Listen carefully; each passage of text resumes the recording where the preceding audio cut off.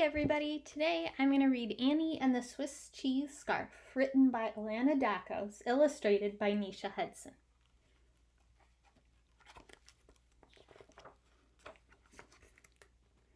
Annie's mommy was a knitter. At nighttime after dinner, Annie played with her dolls on the floor while her mommy sat on the big green sofa with piles of knitting in her lap.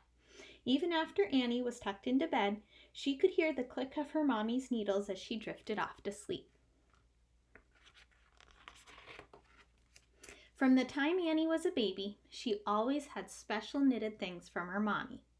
Baby booties and matching bonnets, all sorts of hats, socks, and scarves, knitted dollies with knitted dolly dresses, and even the special yellow baby blanket that she secretly still slept with, even though she was now big. Annie was the only kid in her class to have a special hand-knit sweater to wear on the first day of school. She felt so proud.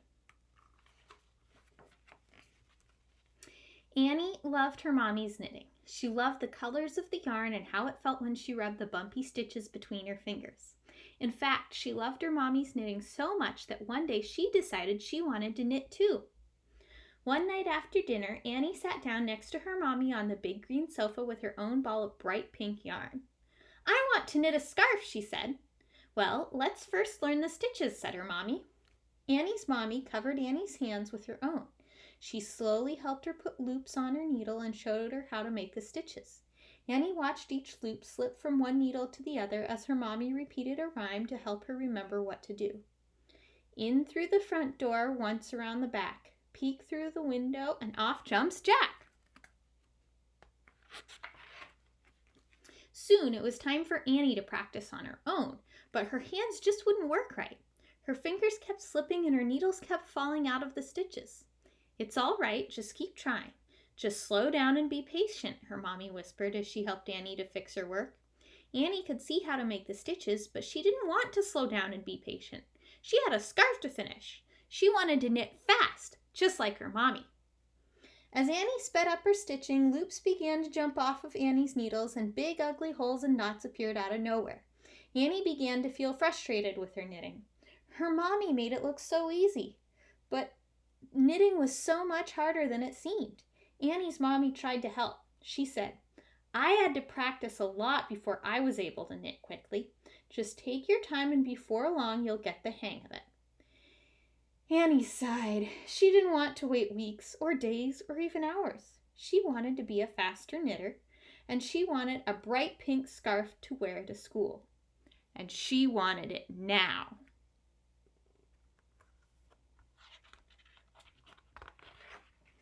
After a few rows, Annie jumped off the couch and held up her knitting. The scarf didn't look like a scarf at all. It looked like a lopsided piece of pink Swiss cheese. Annie felt very disappointed about the whole thing. She didn't want to knit anymore. Annie pouted and stomped off to her room where she shoved her knitting under the bed and nearly forgot about it altogether. Until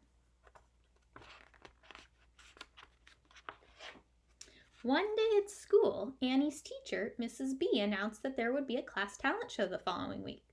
All of the students would share one of their special talents with the rest of the class. "Go home tonight and start thinking about what you are the best at. Everybody is good at something," Mrs. B said. Several days passed by. Annie couldn't stop thinking about the talent show and all of the kids in her class. She knew that Emma could jump rope 100 times without stopping. David could hold his breath for an entire minute. And Audrey could blow the biggest bubblegum bubble that anyone had ever seen. But what talent could she share?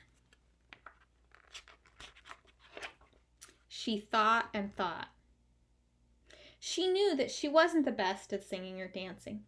She never learned origami or cartwheels or how to play an instrument. She liked drawing pictures, but everyone knew that Luke was the best artist in the class.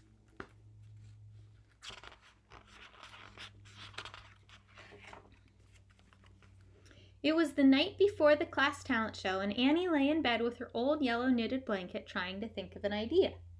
As she tossed and turned, her blanket fell to the floor. When she rolled over to pick it up, she noticed something out of the corner of her eye.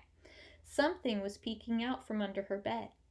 It was long It was skinny, and it was bright pink. Annie crouched down to get a closer look and pulled the dusty Swiss cheese scarf out from under her bed. And then all of a sudden she had an idea.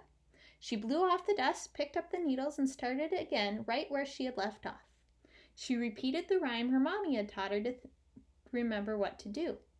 In through the front door, once around the back, peek through the window, and off jumps Jack. But this time, she was slow and careful with her stitching. She was shaky at first. She had to think hard to remember the right way to wrap the yarn. Sometimes the needles wouldn't cooperate and there were still some holes. But Annie kept trying and trying and trying.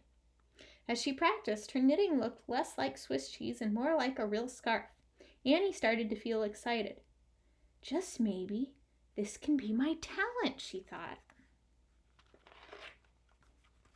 She knit and knit.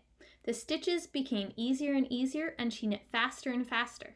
She knit until her fingers started to hurt and until her eyes felt blurry. She knit late into the night. When Annie finally fell asleep, she continued to knit in her dreams.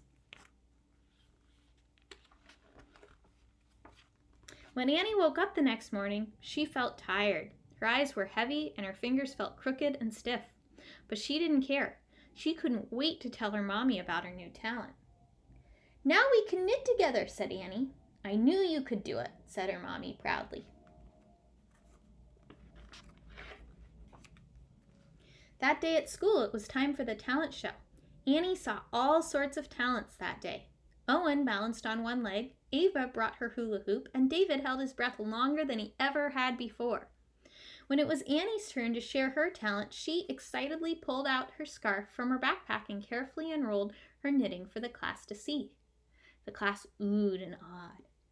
Did you make that yourself? Mrs. B asked, surprised. Yes, I did, answered Annie proudly.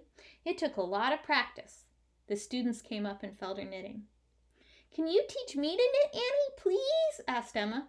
I love the colors, said Audrey. I like the holes at the bottom, David said as he stuck his fingers through the bottom section of Annie's scarf. She decided she wouldn't tell him that part was a mistake. I am so proud of you, Annie, said Mrs. B. That really took a lot of hard work, and I am very impressed with your talent. Annie felt proud of herself, too.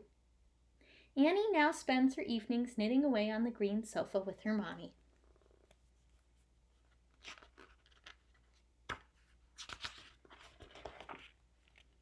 And she even teaches knitting lessons to her friends at recess.